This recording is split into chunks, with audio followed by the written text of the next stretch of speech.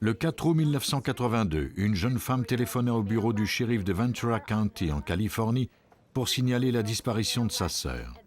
Elle était sans nouvelles de Marcy Davis, 24 ans, depuis presque 2 jours et s'inquiétait. Quelques heures plus tard, les détectives du bureau du shérif apprirent qu'un véhicule avait été abandonné dans un fossé.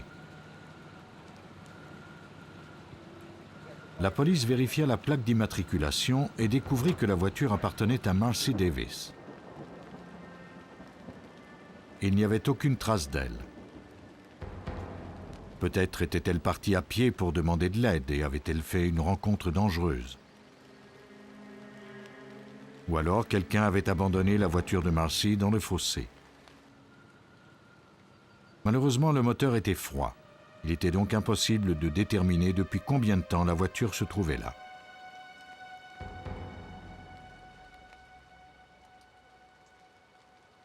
La police découvrit une paire de jeans.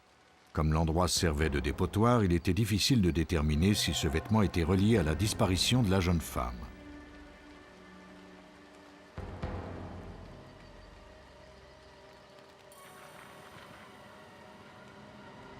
L'emplacement de la voiture était un indice important. Les agents décidèrent donc d'examiner les environs à la recherche de nouveaux indices.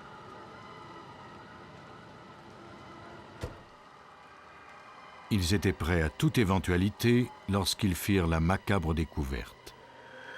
Le sergent Larry Robertson était assigné à cette enquête. La patrouille avait décidé de faire venir une équipe de secours pour chercher Marcy Davis. Ils ont découvert son corps. Elle avait été étranglée et laissée nue, enterrée sous des feuilles et des débris. Son chemisier avait été déchiré et noué autour de son cou. Elle semblait avoir été violée.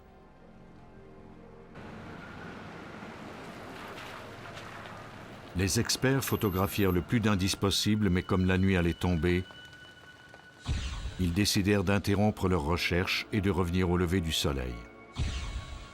Un gardien surveillerait les lieux jusqu'au lendemain. Les détectives pouvaient commencer leur travail d'enquête d'ici là.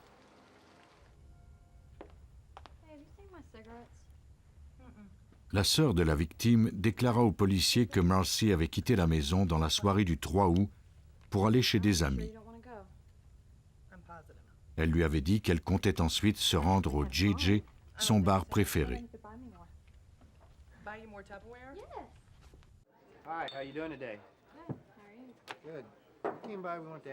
Les détectives se rendirent au JJ et interrogèrent la serveuse.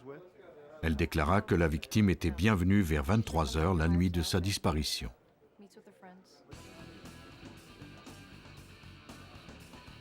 Elle se rappelait l'avoir vu prendre un verre et jouer au billard avec un autre habitué de l'endroit, Michael Nottingham.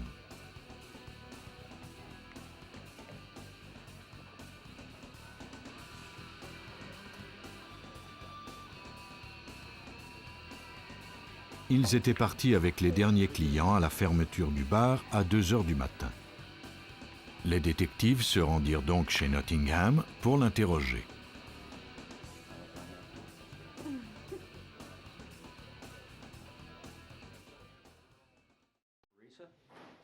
Nottingham était bien chez lui. Il accepta de se rendre au poste pour un interrogatoire. On lui montra des photographies de Marcy fournies par sa sœur. Il reconnaissait le visage, mais déclara la connaître sous le nom de Teresa. Elle l'avait raccompagnée, était entrée chez lui environ 10 minutes, puis était repartie. Il déclara qu'il ne l'avait plus revue ensuite.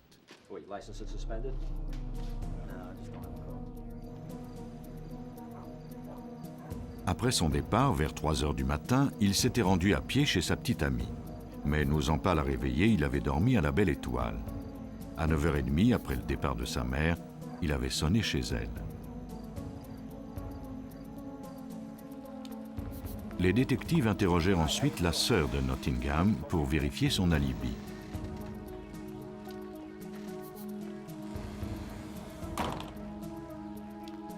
La jeune femme reconnut le visage sur la photo. Michael était bien rentré avec elle cette nuit-là. Il n'était resté à la maison que quelques minutes. Il lui avait présenté sa compagne sous le nom de Kelly. D'autres aspects des événements différaient de la version de son frère. Elle se rappelait que Michael et Kelly étaient montés dans la voiture de la jeune femme et étaient repartis ensemble. Ce n'était pas ce que Michael avait déclaré à la police. Ces déclarations contradictoires et le trou de 6 heures dans l'alibi de Michael Nottingham en faisaient un suspect potentiel. Il faudrait cependant trouver de nouveaux indices.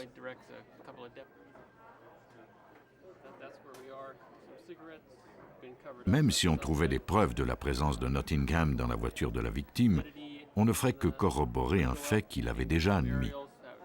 Les experts devraient donc tenter de trouver des indices qui indiquaient que Nottingham s'était bien trouvé sur la scène du crime.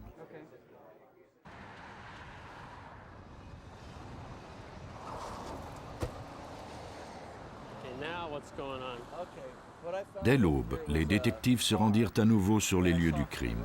Chacune des pierres fut retournée pendant la recherche.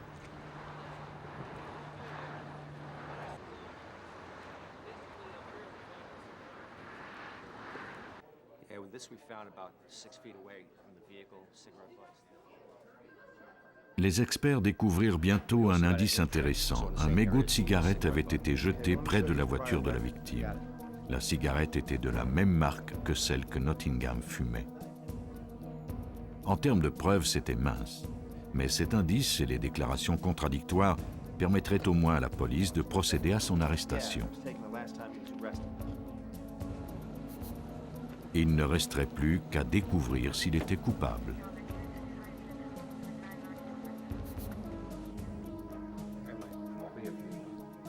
Nottingham fut mis en détention provisoire.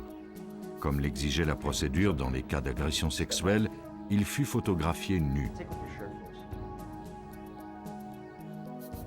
Si on découvrait des égratignures ou des blessures sur son corps, on pourrait peut-être démontrer qu'il s'était battu avec sa victime. Les experts s'apprêtaient à faire une découverte d'une toute autre nature. Le suspect avait une centaine de piqûres d'insectes sur les chevilles et autour de la taille. Nottingham expliqua qu'il s'agissait de piqûres de puces. Les experts ignoraient s'il s'agissait d'indices importants, mais ils décidèrent tout de même de procéder à quelques analyses. La même nuit, le sergent Robertson fut réveillé par une démangeaison aiguë aux chevilles et à la taille. Il reconnut tout de suite cette démangeaison. J'ai dit à ma femme que cela ressemblait à la démangeaison de piqûres de chic.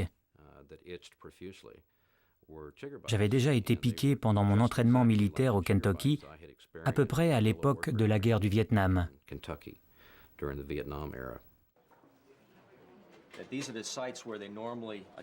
Le docteur confirma son diagnostic. Il fallait espérer que ces petits insectes aideraient les détectives dans leur enquête. Ils firent appel à un expert en la matière.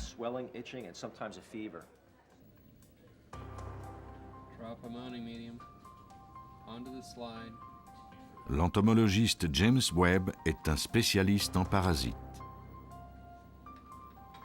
Ce dernier leur apprit que les chiques sont les larves d'une certaine sorte de mite. Ces insectes ont un appétit féroce.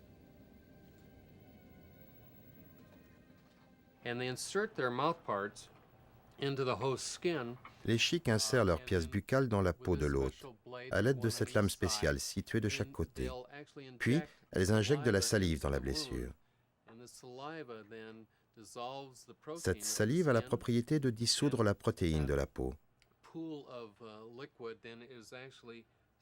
À l'aide d'une puissante pompe pharyngienne, la chique attire le liquide dans ses intestins.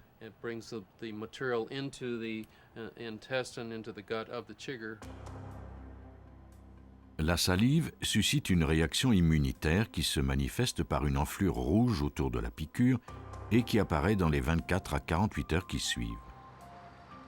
Les experts qui avaient fouillé la scène du meurtre de Marcy Davis avaient tous été piqués par des chiques.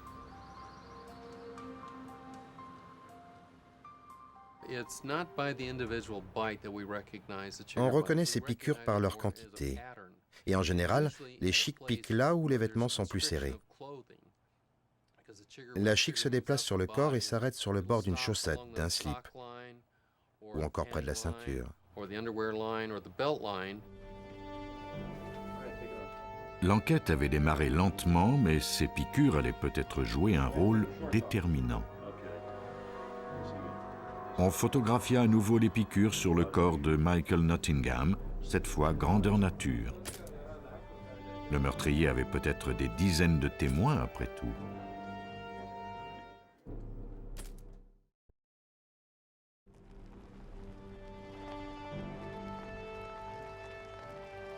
Les enquêteurs espéraient qu'en mettant la main sur quelques spécimens de chic, ils pourraient faire inculper le meurtrier de Marcy Davis. Le suspect, Michael Nottingham, avait juré ne jamais être allé à l'endroit où le corps de la victime avait été découvert. Mais les piqûres de chic racontaient une toute autre histoire.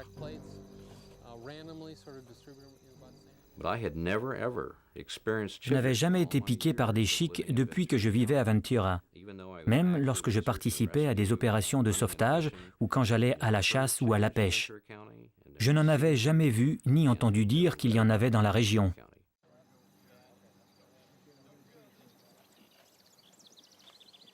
En fait, les chics sont très rares dans cette partie de la Californie. Si les experts parvenaient à démontrer qu'il n'y avait des chics que sur la scène du crime, la preuve de la présence de Nottingham serait indéniable. La tâche fut confiée à James Webb. Nous voulions tout d'abord voir s'il y avait des chics à cet endroit, afin de corroborer notre hypothèse. Nous savions que la seule manière de vérifier s'il y en avait serait de capturer des lézards. La chic est un parasite du lézard. Les experts capturèrent quelques lézards afin de les examiner de plus près. Lorsqu'ils découvraient des lézards infestés, Webb et son équipe sortaient leur piège à chic. Un piège à chic n'est rien de plus qu'une plaque de plastique noire placée au soleil. Pour eux, la plaque chauffée par le soleil, c'est comme un corps chaud, comme un animal. Donc s'il y a des chics à proximité, elles se dirigeront vers la plaque et essaieront de s'y accrocher. L'équipe de Webb plaça des pièges près de la maison de la petite amie de Nottingham, là où il avait déclaré avoir dormi la nuit du meurtre. Ils placèrent une autre vingtaine de pièges à environ 6 mètres de la scène du crime et d'autres pièges encore à l'endroit exact où le corps de la victime avait été découvert. On vérifia ensuite les pièges toutes les 30 minutes pendant 3 jours. Les résultats étaient concluants. Près de la scène du crime où le corps a été découvert, nous en avons capturé des dizaines, des vingtaines et même plus. Il y en avait vraiment beaucoup. Il y en avait même qui s'accrochaient à nos chaussures et cherchaient à grimper sur nous pendant que nous les examinions.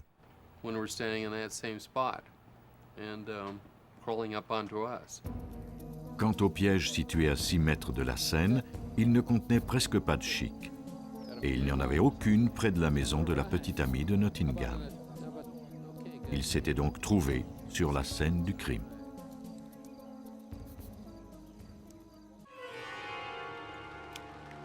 La police reconstitua le crime. De gré ou de force, la victime avait conduit son véhicule jusqu'à la forêt.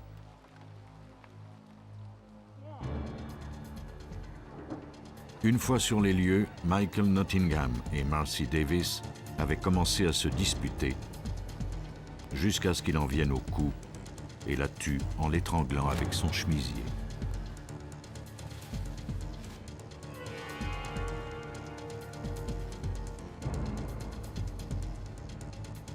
Michael Nottingham fut jugé coupable de viol et de meurtre au premier degré. Il fut condamné à la prison à perpétuité sans possibilité de libération conditionnelle. On le retrouva pendu dans sa cellule après 15 années d'emprisonnement.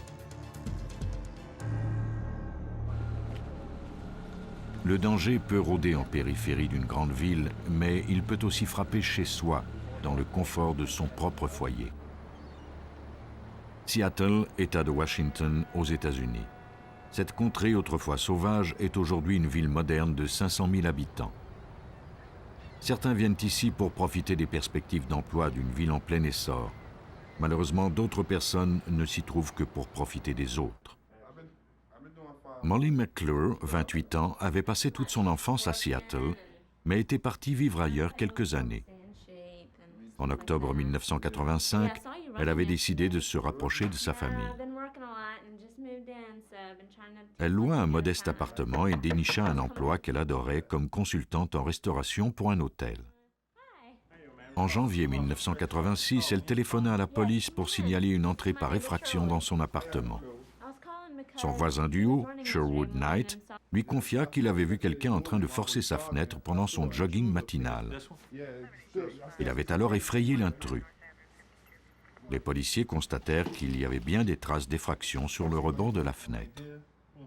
Ils firent un compte-rendu détaillé de l'événement.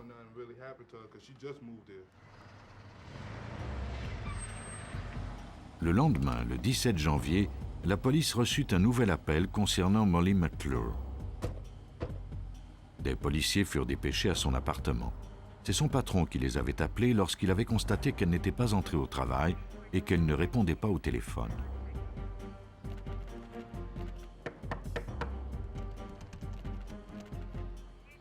Les agents se heurtèrent à une porte verrouillée, mais remarquèrent que la fenêtre semblait à nouveau avoir été forcée.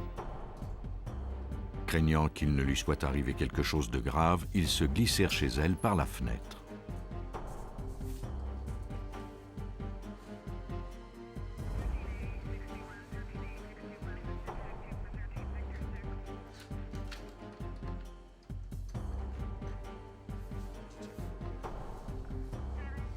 À première vue, rien ne semblait avoir été déplacé.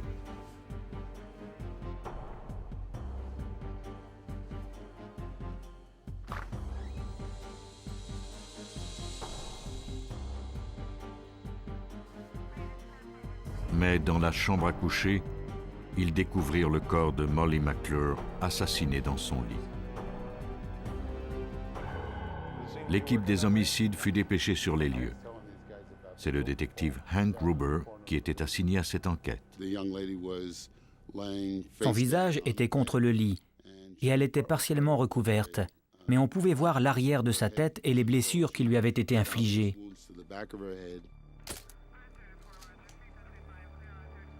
On l'avait bâillonnée avec un slip qui était maintenu par une chaussette. Des traces d'hémorragie dans ses yeux indiquaient qu'elle avait été étranglée.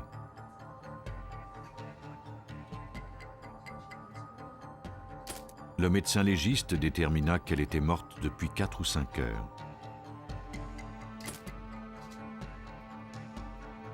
La police fouilla à fond l'appartement à la recherche du moindre indice ou d'une empreinte digitale. Pendant ce temps, les fibres et cheveux qui se trouvaient sur la victime furent recueillis par le médecin légiste. La fouille fut momentanément interrompue par l'arrivée du voisin du haut, Sherwood Knight, qui venait rendre un livre de cuisine.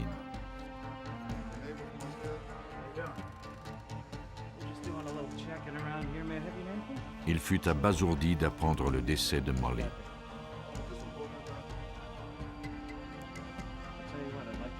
Après lui avoir demandé de quitter les lieux, les détectives se remirent à la tâche. Les indices seraient ensuite envoyés au laboratoire judiciaire de Washington pour y être analysés. Les détectives espéraient que la clé de cet homicide se trouvait dans un de ces petits sacs. La personne qui avait tenté d'entrer par effraction chez Molly la veille était sans doute revenue terminer ce qu'elle avait commencé.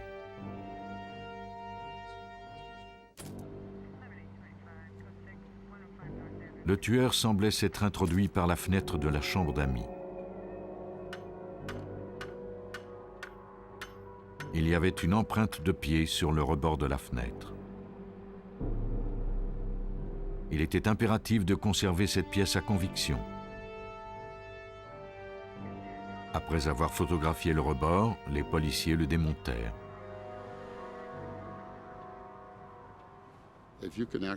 Lorsqu'on a la chance de recueillir l'objet sur lequel se trouve l'empreinte, on a de bien meilleures chances de faire des comparaisons que si nous n'avons que des photos. Il est toujours préférable de disposer de l'objet lui-même. Nous avons donc pris le rebord de la fenêtre ainsi que d'autres indices dans l'appartement. L'empreinte serait conservée jusqu'à ce que les détectives puissent la comparer à la semelle d'une chaussure.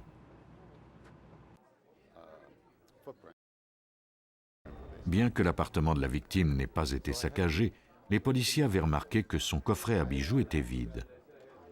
Ils vérifièrent son compte bancaire. Sa carte de guichet automatique avait été utilisée aux environs de l'heure de sa mort. En plus de violer et de tuer sa victime, le meurtrier avait-il commis un vol? Lors de l'autopsie, le médecin légiste détermina que le groupe sanguin du violeur était de type O. Malheureusement, on ne pouvait pas procéder à des analyses plus poussées.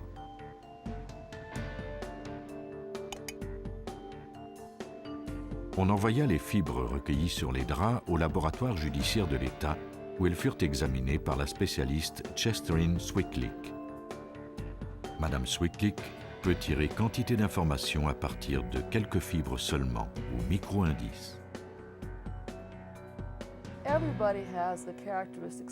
Nous transportons tous des fibres caractéristiques sur nous.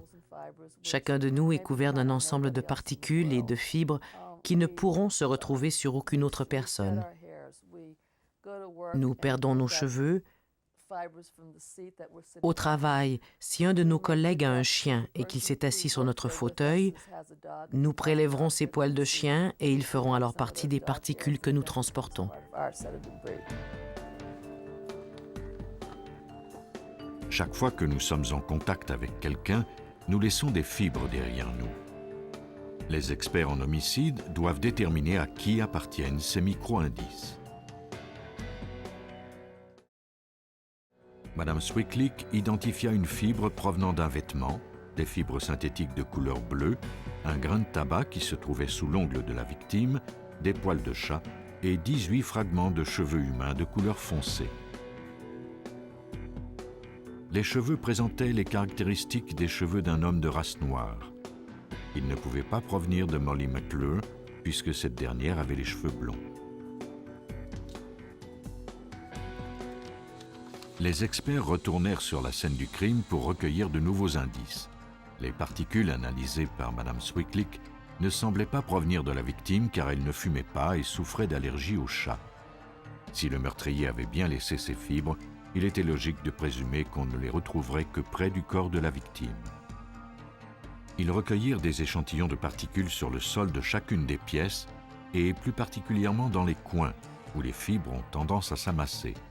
Il n'y avait aucune trace de poils de chat, de tabac ou de cheveux noirs. Peu à peu, les experts commençaient à dresser un portrait du meurtrier. Il pouvait autant s'agir d'un étranger anonyme que d'une connaissance de la victime. Les détectives devaient d'abord éliminer les suspects proches. La police décida de vérifier les antécédents du voisin de la victime, Sherwood Knight.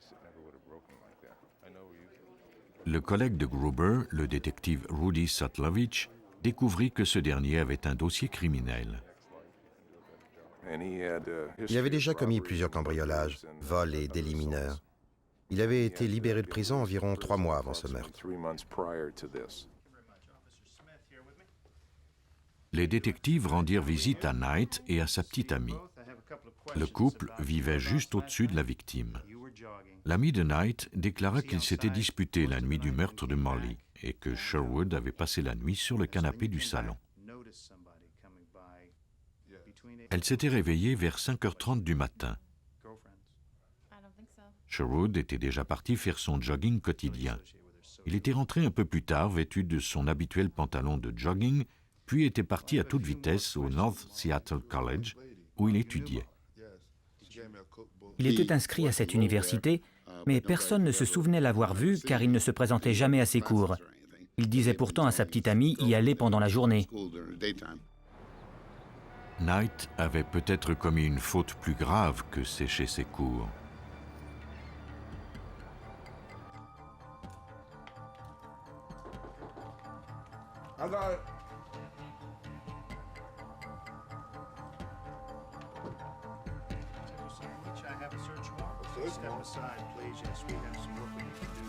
Le 21 janvier, soit 4 jours après le meurtre, les détectives perquisitionnèrent l'appartement de Knight. Ils avaient reçu l'autorisation de recueillir des micro-indices dans toutes les pièces de son appartement. Ils prélevèrent des échantillons de fibres des couvertures, des poils de chat, des vêtements que Knight portait la nuit du meurtre et de ceux qu'il portait au moment de la perquisition. Ce dernier était d'ailleurs vêtu du sweatshirt qu'il avait l'habitude de porter pendant son jogging. Quant à son pantalon de jogging, il avait été mis à tremper dans un seau. Les détectives recueillirent le pantalon ainsi que le seau et l'eau.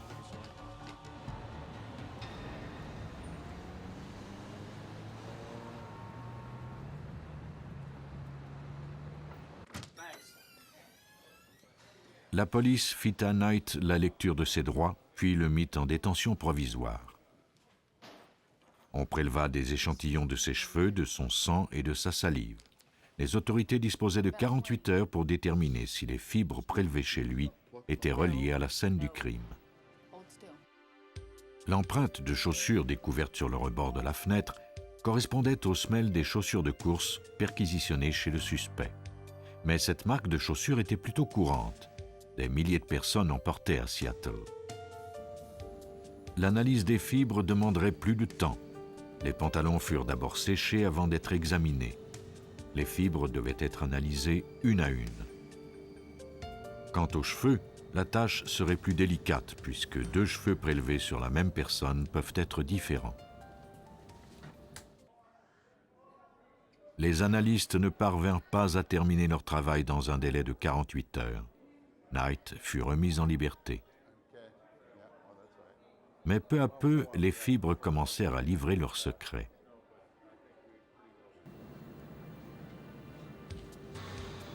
La forme caractéristique de certains poils indiquait qu'ils provenaient bien d'un chat. Leur longueur et couleur étaient identiques à ceux du chat de Knight.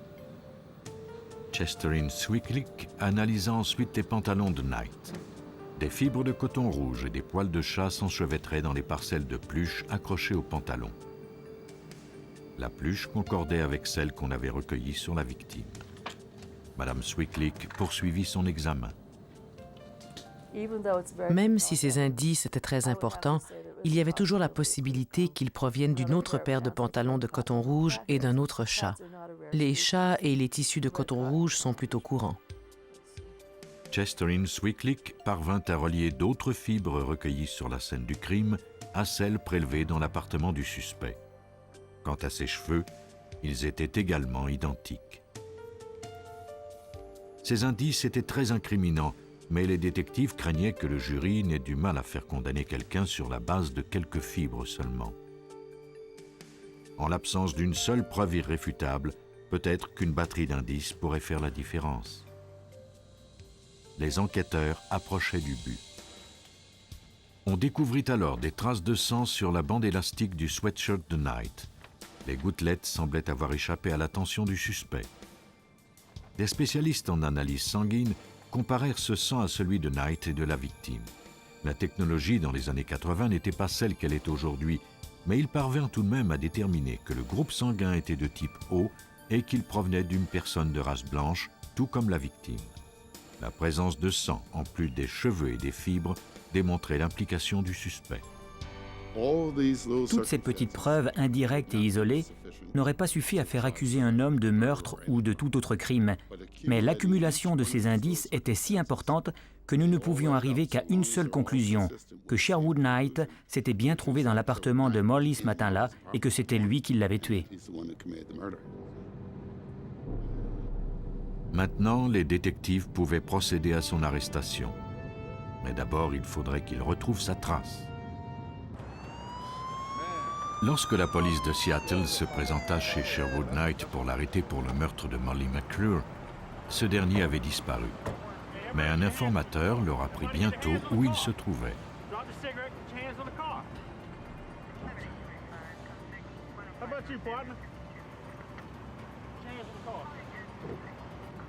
Le 23 avril, Sherwood Knight fut arrêté.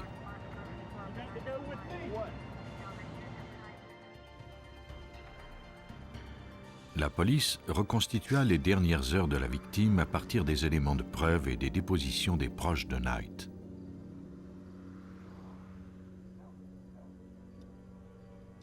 La première entrée par effraction était une manœuvre qui lui avait permis de voir l'intérieur de l'appartement.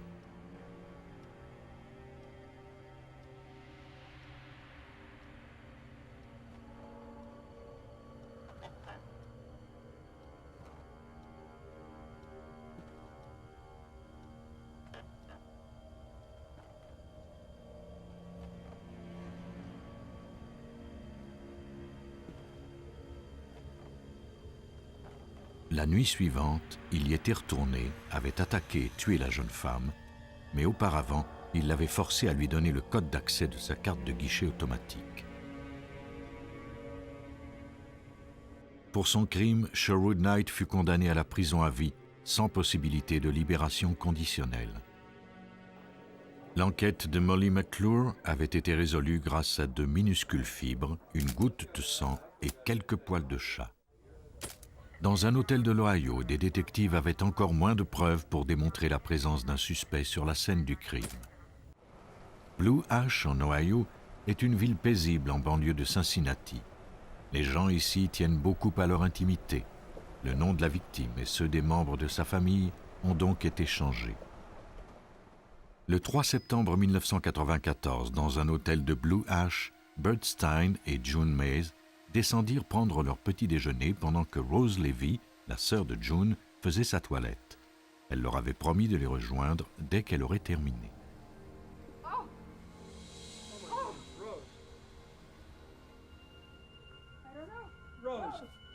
Cette réunion tourna au drame lorsque le couple découvrit le corps de Rose, 68 ans, gisant sur le sol de la chambre. Il n'était sorti que 30 minutes. Rose était entre la vie et la mort. Elle semblait avoir été victime d'une crise cardiaque. Ils appelèrent l'ambulance. La police fut également dépêchée sur les lieux, comme le voulait la procédure. Rose Levy mourut à l'hôpital. Les médecins découvrirent qu'elle n'avait pas été victime d'une crise cardiaque, mais plutôt qu'elle avait été battue à mort.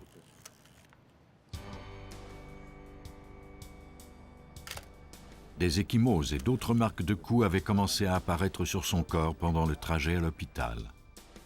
Il y avait notamment la marque d'un talon de chaussure sur sa poitrine et une étrange blessure rectangulaire qui, de toute évidence, avait été causée par l'arme du crime. L'analyste ne pouvait pas déterminer de quel objet il s'agissait. Un examen plus approfondi permit au médecin légiste de constater que la victime avait eu quelques dents cassées et que plusieurs os de son visage avaient été fracturés. Elle avait subi le même traumatisme que si elle avait heurté un mur de briques à 65 km/h. Il ne pouvait s'agir que d'un homicide.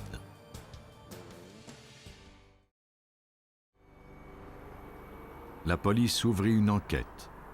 Un périmètre de sécurité fut établi autour de la chambre et on la fouilla méticuleusement. Trouver des indices ne serait pas facile. Les détectives Jim Schaefer et Larry Stokes étaient chargés de mener cette enquête. Lorsque les experts sont arrivés sur la scène, elle avait été contaminée à cause des ambulanciers. Le détective Jim Schaefer. En plus du sang, nous avons découvert une empreinte de pied dans la salle de bain et plusieurs autres éléments laissés par l'équipe de secours.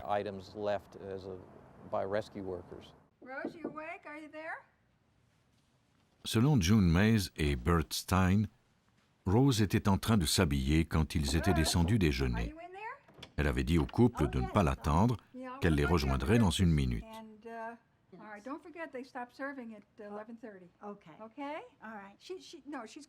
Mais elle n'en avait pas eu le temps.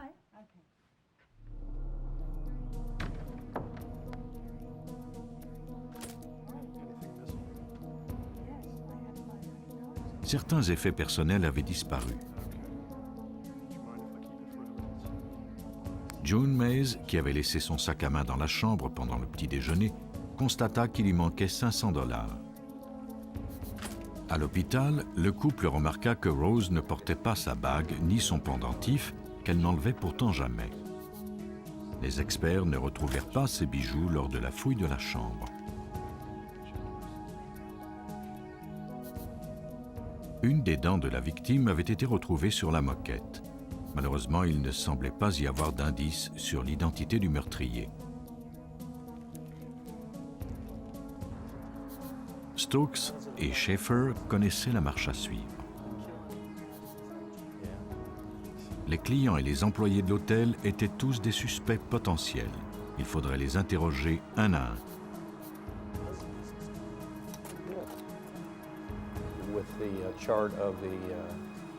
Nous avions 100 employés et 300 clients. Nous avons dressé un tableau sur lequel nous notions les alibis et les allées et venues de chacun d'entre eux. Après avoir passé en revue employés et clients, la police se retrouva avec une liste de suspects potentiels.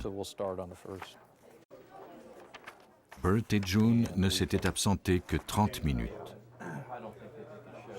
Comme la porte de la chambre se verrouillait automatiquement, cela signifiait que l'intrus détenait une clé pour y entrer ou qu'on lui avait ouvert. Les détectives concentrèrent leurs efforts sur les employés qui travaillaient au moment du meurtre et qui avaient accès à des passe-partout. Ils demandèrent à chacun d'entre eux de préciser où ils se trouvaient pendant les 30 minutes et de donner le nom de quelqu'un qui pouvait confirmer leur alibi.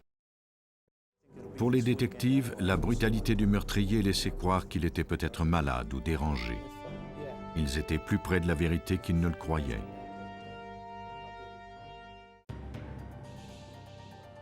L'enquête des détectives Schaeffer et Stokes sur la mort de Rose Levy progressait à mesure que la liste des suspects diminuait. Un des employés de l'hôtel mentionna le nom de Elwood Jones. Il avait été absent pendant quelques jours parce qu'il s'était blessé à la main. Jones avait demandé une compensation financière parce qu'il s'était coupé sur une rampe d'escalier de métal au travail. Les détectives le convoquèrent à un interrogatoire. C'était l'un des rares employés à ne pas avoir d'alibi vérifiable au moment du meurtre. Ils l'interrogèrent à propos de sa blessure. Les détectives se rendirent ensuite à l'hôpital de Bethesda Oak, munis d'un ordre de la cour qui leur donnait accès au dossier médical d'Elwood Jones. Ce dernier s'était présenté à l'urgence 3 jours après le meurtre avec une grave blessure à la main. La petite coupure au-dessus de la jointure de l'index de sa main gauche s'était cicatrisée, mais elle s'était infectée. La main de Jones était très enflée et lui faisait mal. Il avait de la fièvre. C'est le chirurgien John McDonough qui examina sa blessure. C'était un très mauvais coup qu'il avait eu à la main. La capsule articulaire avait été déchirée et une bactérie avait été inoculée directement dans l'articulation du doigt. Il fallait que la pression soit très forte pour qu'une telle blessure se produise. Lorsque McDonough demanda à Jones ce qui était arrivé, ce dernier déclara qu'il s'était coupé sur une benne à ordures au travail. Cela semblait peu probable. De plus, cela contredisait les déclarations qu'il avait faites à ses collègues de travail plus tôt. Jones était gaucher. Selon McDonough, l'emplacement de la blessure juste au-dessus de la jointure de la main gauche pouvait indiquer qu'il s'était blessé en assénant un coup sur la bouche de quelqu'un. La blessure ressemblait tellement à une morsure que McDonough avait décidé de la photographier pour la montrer à ses élèves. Il ne fut donc pas du tout surpris d'apprendre par les policiers qu'Elwood Jones avait peut-être menti. Les gens qui se font mordre essaient de cacher leurs blessures ou tentent de l'expliquer en disant qu'ils se sont blessés sur un mur ou contre une benne à ordures.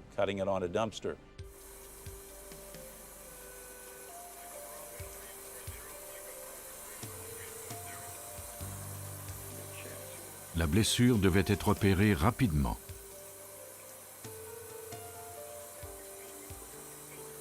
McDonough l'ouvrit et la draina.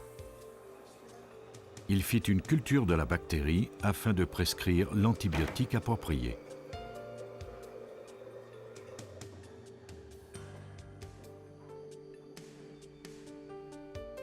La bouche d'un être humain même propre, peut contenir jusqu'à 42 sortes de bactéries. Quelqu'un qui néglige son hygiène dentaire peut même en avoir plus. Il peut être aussi dangereux de se faire mordre par quelqu'un que de se couper sur un objet trouvé au fond d'un égout. Au laboratoire de microbiologie, on mit dans un incubateur la bactérie prélevée dans la plaie de Jones pour en faire une culture et l'identifier. La culture de certaines bactéries se fait en seulement quelques heures, alors que d'autres peuvent prendre plus d'une semaine. Larry Gray, le directeur du laboratoire. Le technicien qui s'occupe des cultures examine les lamelles. Il étudie les organismes, les colonies, leur texture, leur couleur et leur taille. On applique ensuite une teinture à la culture obtenue afin de faire ressortir certaines caractéristiques qui pourront alors être observées au microscope. Une fois la bactérie identifiée, on peut prescrire l'antibiotique approprié. Jones fut hospitalisé pendant le traitement de son infection. Après 5 jours, on lui donna congé. L'infection de la main de Jones était due à une bactérie du nom de Eikenella corrodens. Cette bactérie plutôt rare se développe juste sous les gencives, dans la plaque dentaire. Pour McDonough, la présence d'Eikenella dans l'articulation de la main d'un homme était suspecte. Lorsqu'on frappe une dent et qu'elle est brisée, le rebord tranchant va inoculer la bactérie. Dans ce cas-ci, il s'agissait d'Eikenella corrodens, et la bactérie était ancrée très profondément dans le tissu. La chirurgie de la main est ma spécialité depuis 25 ans. Je n'ai diagnostiqué des infections au Eikenella que 3 fois, et à chaque fois, l'infection avait été causée par une morsure. La rareté d'une infection à l'Eikenella ajoutée aux blessures infligées à Rose Levy suffisait amplement aux enquêteurs pour obtenir un mandat de perquisition de l'appartement de Jones. Les chaussures du suspect furent confisquées pour être comparées aux blessures et ecchymoses de la victime. La voiture de Jones fut remorquée à la fourrière de la police et fouillée. Avec quelques traces de fibres ou de sang, on pourrait peut-être déterminer qu'il se trouvait sur la scène du crime. Mais l'indice le plus évident se voyait à l'œil nu. Le suspect possédait un passe-partout et dans le coffre arrière de sa voiture se trouvait une boîte à outils dans laquelle il avait caché le pendentif de la victime. Jones fut arrêté pour le meurtre de Rose Levy. Juste avant son procès, des techniciens avaient numérisé les blessures de la victime afin d'identifier l'arme du crime. Les marques correspondaient à celles d'un talkie-walkie que Jones utilisait au travail. Ces chaussures correspondaient également aux marques et ecchymoses découvertes sur le corps. La poursuite reconstitua les événements qui s'étaient produits dans la chambre d'hôtel. Jones avait aperçu Bert Stein et June Mays quitter la chambre et présumé que personne d'autre ne s'y trouvait. La voie était donc libre pour commettre un vol.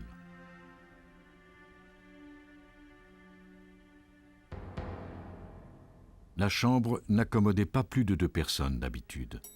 Il n'y avait aucune raison de croire que ce serait différent cette fois-ci.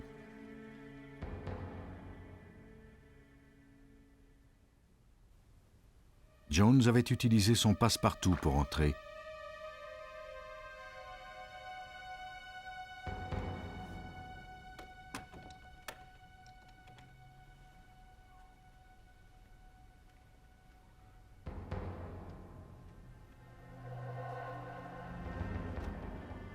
Et il ne s'attendait pas à trouver quelqu'un.